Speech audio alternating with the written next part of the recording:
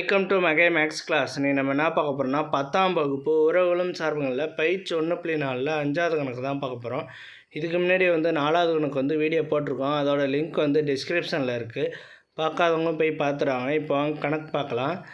5வது கணக்கு f n tends to n என்ற சார்பு f of m = m² + m + 3 என வரையறுக்கப்பட்டால் அது ஒன்றுக்கொன்றான சார்பு என காட்டுக. என்னங்கிறது நேச்சுரல் நம்பரு, ஒரு ஃபங்க்ஷன் கொடுத்துட்டாங்க. இந்த ஃபங்க்ஷன்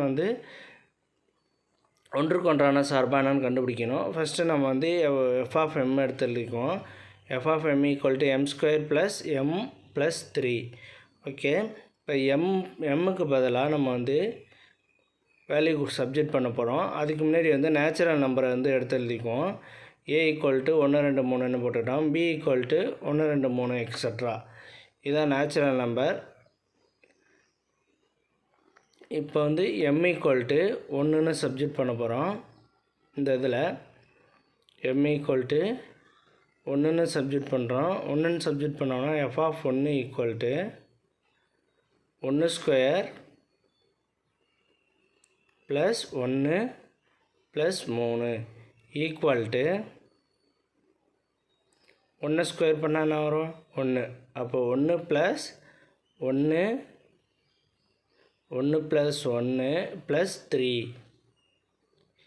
ஈக்குவல்ட்டு 5. ரெண்டையும் கூட்டினோம்னா 5. ஓகேவா? அடுத்து m = 2ன்னு போடுவோம். அதுக்கு முன்னாடி இது இதோட ரேஞ்ச் எழுதிக்கும் 1,5. அடுத்து m = 2.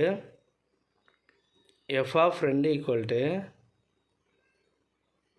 2² + 2² + 1 2 + 3 ஈக்குவல்ட்டு 2 ஸ்கொயர் பண்ணால் எவ்வளோ வரும்?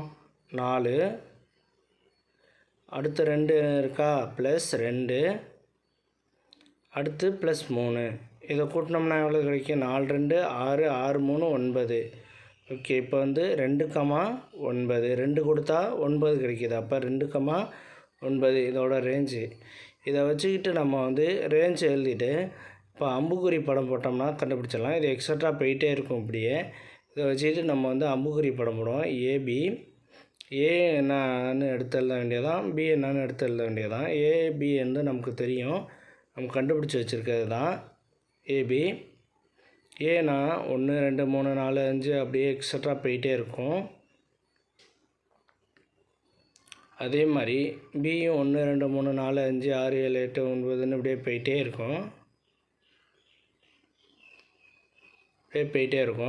இதில் ஃபஸ்ட்டு 1க்கு கொடுத்தோம்னா 1 கொடுத்தோம்னா என்ன கிடைக்கிது? 5 கிடைக்குதா?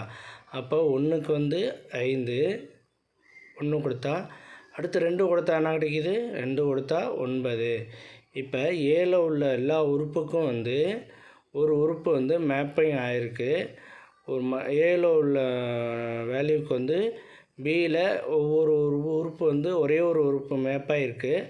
அதனால் இது ஒன்றுக்கொன்றான சார்பு. ஏல உள்ள ஒரு உறுப்புக்கு பியில் ஒரே ஒரு உறுப்பு மேப்பாக இருந்துச்சுன்னா அது ஒன்றுக்கொன்றான சார்பு.